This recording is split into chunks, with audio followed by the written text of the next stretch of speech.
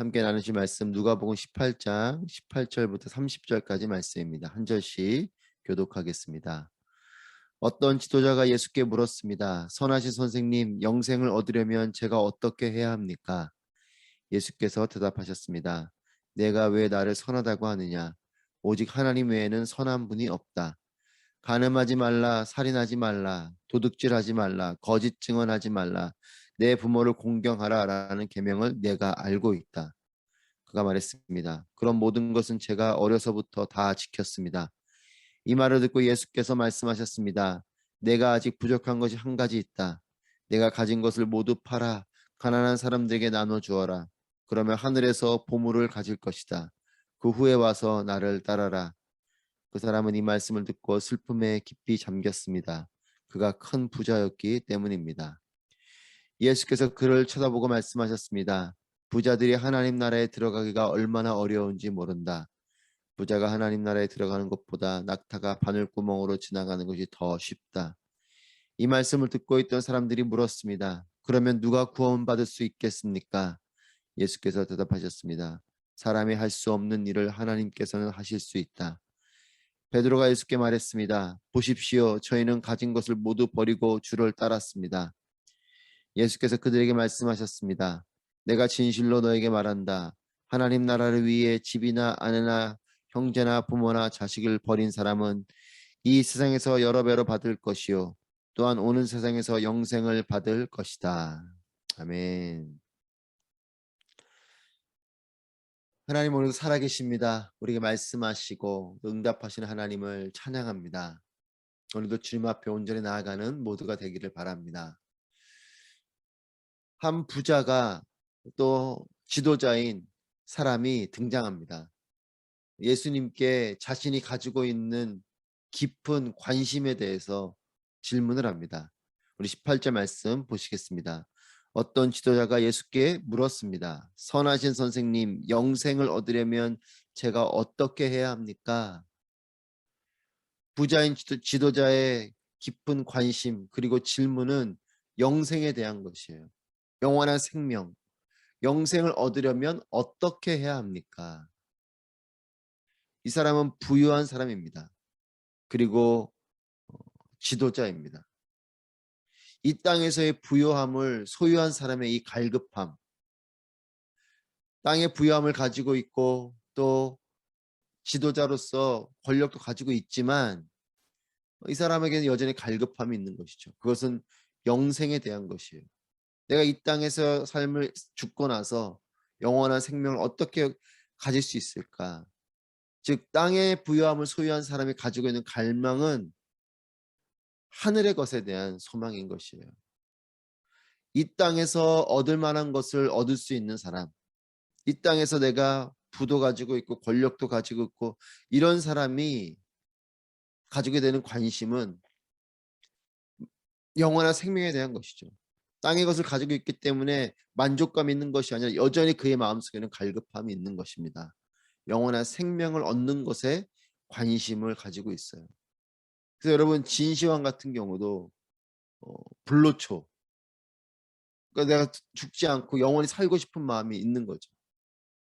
하지만 결국 죽음을 맞이하죠. 여러분 인간 내면의 가장 궁극적인 고민은 무엇이냐? 그것은 죽음에 대한 것이에요.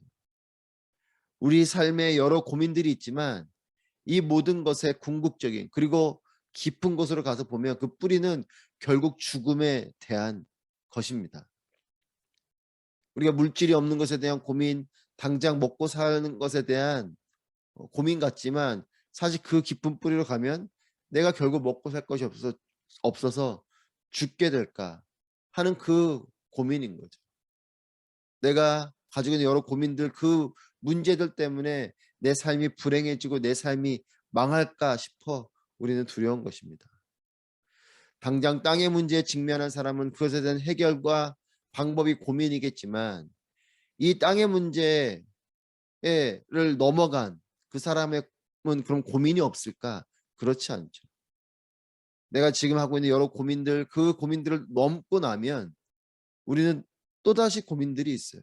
결국은 우리는 죽음에 대한 고민을 하는 것입니다. 얼마 전 시대의 지성인 이어령 선생님께서 소천하셨죠. 기사에서는 별세 이렇게 표현하지만 여러분 우리는 소천이라고 저는 말하고 싶습니다. 하늘의 부르심을 받은, 믿는 우리는 소천이라는 표현을 쓰죠. 하나님의 부르심을 받았다. 천국으로의 부르심을 받은 것입니다. 이어령 선생님께서 강조하는 중요한 부분, 메멘토 모리, 너의 죽음을 기억하라 라는 거죠. 여러분 우리 모두는 죽는 존재인 것을 기억하라 라는 것입니다. 우리 모두는 시한부 인생을 살고 있는 것이에요. 사실 우리가 생각을 하지 않아서 그렇지 죽음은 우리 앞에 와 있고 언젠가는 만나게 될 것입니다. 태어난 것은 순서에 따라 태어났지만 죽음을 맞이하는 것은 그 순서대로 죽음을 맞이하지 않습니다. 어떤 사람은 오래도록 생명을 가지고 이 땅에 살아가고 또 어떤 사람은 짧은 생을 살다가 죽음을 맞이하는 사람들도 있죠. 그러니까 우리 모두는 다 언젠가는 이 죽음을 맞이하게 될 존재라는 겁니다. 그렇지만 이 생명과 죽음의 문제를 그 어느 것으로도 해결할 수가 없어요. 돈을 많이 가지고 있다고 해서 죽음의 문제를 해결할 수 있는가? 그렇지 않습니다. 권력을 가지고 있다고 죽음의 문제를 해결할 수 있는가? 그렇지 않죠. 명예, 지식, 우리가 가지고 있는 그 모든 어떤 것도 이 죽음을 해결할 수 없다는 것이에요. 그래서 이 부자는 이 질문을 하는 것입니다. 영생을 얻으려면 어떻게 해야 됩니까? 이 부자의 질문에 예수님께서 답을 하십니다. 20절 말씀에 간음하지 말라, 살인하지 말라, 도둑질하지 말라, 거짓 증언하지 말라, 내 부모를 공경하지 말라라는 계명을 내가 알고 있다. 그런데 부자는 21절에서 그런 모든 것은 제가 어려서부터 다 지켰습니다. 이런 그의 대답에 예수님께서 권면하십니다. 22절에 내게 아직 부족한 것이 한 가지 있다. 내가 가진 것을 모두 팔아 가난한 사람들에게 나눠주어라. 그러면 하늘에서 보물을 가질 것이다. 그 후에 와서 나를 따라라. 내가 가진 모든 것을 팔아서 가난한 사람들에게 나눠주고 그러면 하늘에서 보물을 가지게 될 것이고 그 후에 나를 따르라. 자신이 가지고 있는 그 부유함, 그 재물을 사랑의 마음을 가지고 나누어 주라는 것이죠. 그리고 하늘의 상급을 받으라. 예수님을 따르라라는 것입니다. 그런데 이 부자는 예수님의 이 말씀에 적극적으로 반응하지 못해요. 23절 말씀에 그 사람은 이 말씀을 듣고 슬픔에 깊이 잠겼습니다. 그가 큰 부자였기 때문입니다. 슬픔에 깊이 잠겼다. 왜냐? 자신이 큰 부자였기 때문에 그렇습니다. 자신의 부유함이 도구가 될 수도 있지만 장애가 될 수도 있는 것이에요. 이 부자 같은 경우는 예수님이 그 마음을 아신 거죠. 이 사람이 큰 부자인데 자신의 물질을 사람들에게 나눠주고 베풀고 하는 것을 슬퍼할 정도로 이 물질에 대한 욕심이 가득한 사람인 거죠. 그러니까 영생에 대한 소망을 가지고 있지만 이는 여전히 이 땅 가운데 있는 것에 대한 것이 강한 것이에요. 예수님이 정말 이 물질을 나눠주는 어떤 행위적인 부분에서의 구원을 말씀하신 것이 아니라 그의 마음에 있는 중심을 보고 말씀하신 거죠. 너가 과연 그 모든 것을 다 내려놓고 그 모든 것을 다 헛된 것을 여길 수 있을 정도의 마음이 있는가? 정말 예수님 말씀 20절 말씀을 하신 것은 너가 이 말씀에 대한 순종함. 그럼 자신이 다 순종했다고 말하지 않습니까? 하지만 너가 지키지 않은 것이 있는데 그것은 너의 마음에 있는 부분이라는 거죠. 결국 이 사람이 이 물질 때문에 큰 슬픔에 잠기고 결국은 예수님이 그 이후에 부자가 하늘나라에 가는 것 들어가는 것이 낙타가 바늘께 들어가는 것보다도 어렵다. 이 말씀을 하시지 않습니까? 여러분 이 부유함이 잘 쓰이면 도구가 되지만 이 부유함 때문에 장애가 될 수가 있어요. 차라리 이 부자는 물질이 없었다면 이런 슬픔이 없었을 수도 있겠죠. 여러분 부유함이 하나님 나라를 위한 통로로 활용되는 사람이 있고 이 부유함이 자신의 욕심과 만족을 위한 수단의 사람이 있습니다. 하나님께 영광 올려드리는 통로로 쓰임받는 사람에게는 이 부요함은 축복이죠. 하지만 자신의 욕심과 자신의 만족을 위한 수단 정도인 사람에게는 이것은 하나님께 나아가는 데에 장애가 되는 것이에요. 돈이나 명예나 지식이나 내가 소유한 모든 것이 다른 사람들을 살리고 돕고 하나님 영광을 위해서 쓰임받는 그런 여러분 모두가 되시기를 축복합니다. 여러분, 물질을 많이 버는 것은 나쁜 것이 아니에요. 하지만 그 물질을 하나님 영광을 위해서 쓰일 때에 이 물질이 진정한 축복인 거죠. 그래서 24절 말씀에 부자들이 하나님 나라에 들어가기가 얼마나 어려운지 모른다. 25절에 부자가 하나님 나라에 들어가는 것보다 낙타가 바늘구멍으로 지나가는 것이 더 쉽다. 그리고 이 말씀을 그냥 문자적으로 표면적으로 보면 모든 부자는 다 천국에 갈 수 없구나 이렇게 생각할지 모릅니다. 여러분, 그런 것이 아닙니다. 모든 부자가 하나님 나라에 들어가기 어려운 것이 아니에요. 결국 27절 말씀에 사람이 할 수 없는 일을 하나님께서 하실 수 있다. 즉 여러분, 구원은 하나님 주권 안에 있고 또 예수에서 믿는 믿음으로 가는 것이죠. 하지만 예수님께서 이 24절 25절 말씀 하시는 이유는 앞에 있는 이 부자에 대한 말씀을 하시는 거죠. 결국 내 욕심을 위한 부자에게 해당되는 것입니다. 부자여도 주님 말씀에 순종하고 주님께서 그렇게 나눠줘라 했을 때 순종함으로 나눠줄 수 있는 이런 순종의 마음, 또 하나님을 온전히 주인으로 삼는 그 마음이 있는 사람에게는 천국이 주어지는 것이죠. 하나님 나라가 주어지는 것입니다. 하지만 결국 하나님 말씀보다 물질에 더 무게를 두는, 그래서 그 순종을 못하고 슬퍼하는 이런 마음이 있는 사람에 대한 얘기인 거죠. 근데 많은 경우 물질에 사로잡히는 부자들이 많습니다. 저는 여러분들에게 권면합니다. 여러분이 부유해지시기를 축복합니다. 하지만 이렇게 내 욕심에 사로잡혀 있는 그 물질을 나눠주라는 말씀 앞에 슬퍼하는 이런 부자가 아니라 청부, 깨끗한 부자, 즉 하나님께서 말씀하실 때에 또 사랑의 마음을 가지고 그것을 흘려보낼 수 있는 이런 부유함, 이런 부자가 되시길 바라요.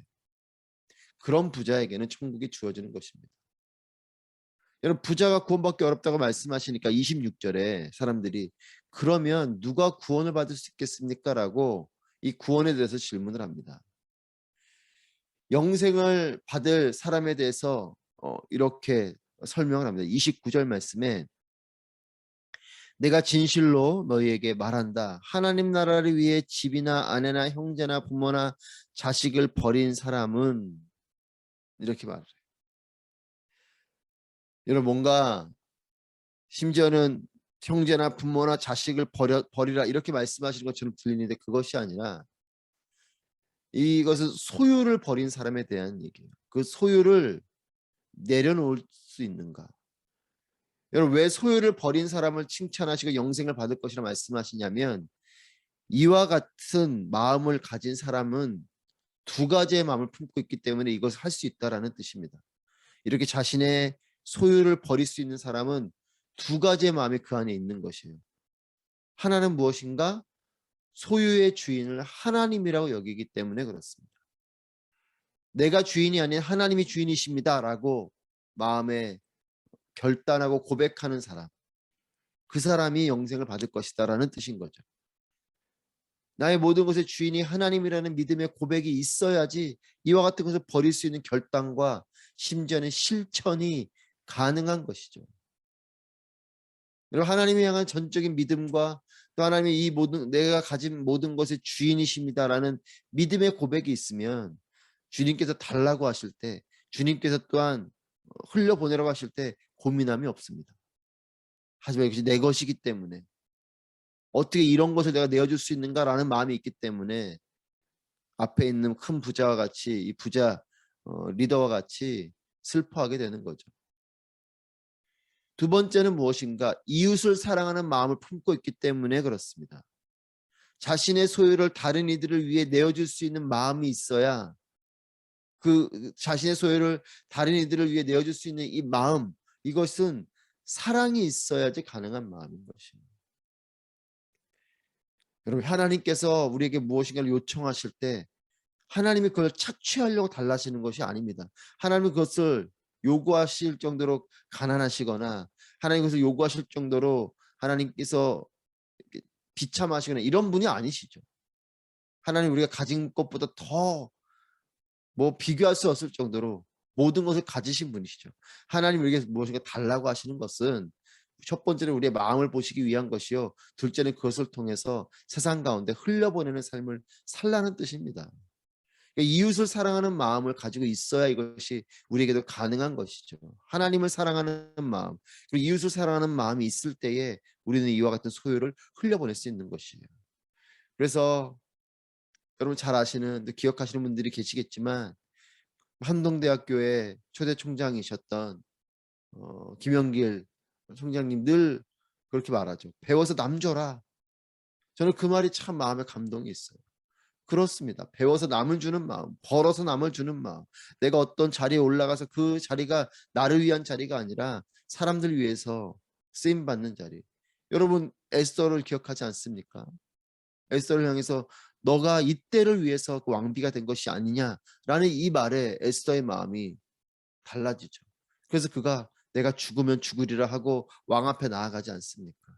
자신이 왕비가 된 그 자리가 정말 그 당시에 위기 가운데 있는 유대 백성을 구하기 위한 그런 뜻으로 너가 그 자리에 있는 것이 아닌가라는 이 말에 에스더가 깨닫게 되는 것처럼 자리에 올라가는 것도 사람들을 위해서 그렇게 나아가는 자리가 되고, 이렇게 내가 가진 모든 것을 사람들을 위해서 쓰고자 하는 마음이 있을 때에 우리는 그와 같은 것을 내려놓고 흘려보낼 수 있는 거죠. 저는 여러분들이 많은 물질도 버시길 원하고, 또 여러분들이 많은 지식도 갖길 원하고, 여러분들이 많은 것들을 소유하기를 축복합니다. 하지만 이것을 남을 위해서, 이웃을 위해서 흘려보낼 수 있는 그런 삶이 되시기를 바라요. 또한 이와 같은 우리의 삶을 우리의 자녀들이 배우고 또한 따라하게 되는 그런 삶이 되시기를 바랍니다. 하나님께서 기뻐하시는 나눔, 하나님께서 기뻐하시는 희생을 한 사람은 여러분 절대 손해보지 않습니다. 30절 말씀 함께 보겠습니다. 이 세상에서 여러 배로 받을 것이요 또한 오는 세상에서 영생을 받을 것이다. 하나님이 우리에게 요구하시는 것 같지만 하나님의 그 요구에 응답하면 하나님은 더 풍성한 것으로 갚아주시는 분이신 것을 기억하십시오. 여러 배로 받을 것이요 심지어 영생을 받을 것이다. 땅에 기름진 축복을 받게 되는 삶인 것뿐만 아니라 영원한 생명을 받는 영적 축복이 함께 있다는 것입니다. 하나님 앞에 헌신하며 하나님 중심적으로 사는 삶에 대해서 손해본다고 여기지 마십시오. 우리가 하나님께 시간을 드리고 물질을 드리고 또 하나님의 나라를 위해서 하나님 뜻에 따라서 이웃을 사랑하며 섬기며 살아가는 그 삶은 결코 손해보는 삶이 아닙니다. 하나님 중심적인 삶은, 하나님 영광을 위해 소진하는 삶은 하나님께서 공급하시고 하나님께서 책임지시는 삶인 줄 믿습니다. 여러분 이건 저의 말이 아니에요. 예수님께서 하신 말씀이에요. 이 말씀을 믿으십시오. 여러 배로 받을 것이요 또한 영생을 받을 것이다. 여러분 나의 욕망의 창고에 재물을 쌓지 마시고 하나님 나라에 재물을 쌓으시기를 축복합니다. 그리고 필요한 이웃들에게 하나님 뜻에 따라 흘려보내는 삶이 되시기를 축복합니다. 하나님께서 채워주시고 풍성하게 해주시는, 그래서 이 땅에서도 풍성하고 또한 우리가 죽음 이후에 영원한 생명을 통해서 영원한 하나님 나라에서 축복을 누리는 귀한 여러분 모두의 삶이 되시기를 주님의 이름으로 축복합니다. 기도하겠습니다. 오늘 말씀을 통하여서 함께 기도하실 때에 하나님 우리에게 주신 은혜와 축복을 세워보게 하여 주시고 또 나에게 주신 은혜와 축복을 기억하게 하여 주시옵소서. 주신 축복을 어려운 이웃을 향해 흘려보내는 통로의 삶을 살게 하여 주시고 상급을 하늘에 쌓는 하늘의 복으로 충만한 삶이 되게 하여 주시옵소서. 함께 우리의 모든 소유 또한 우리의 소유를 어떻게 흘려보내는지를 함께 마음에 품고 기도하도록 하겠습니다. 기도합니다.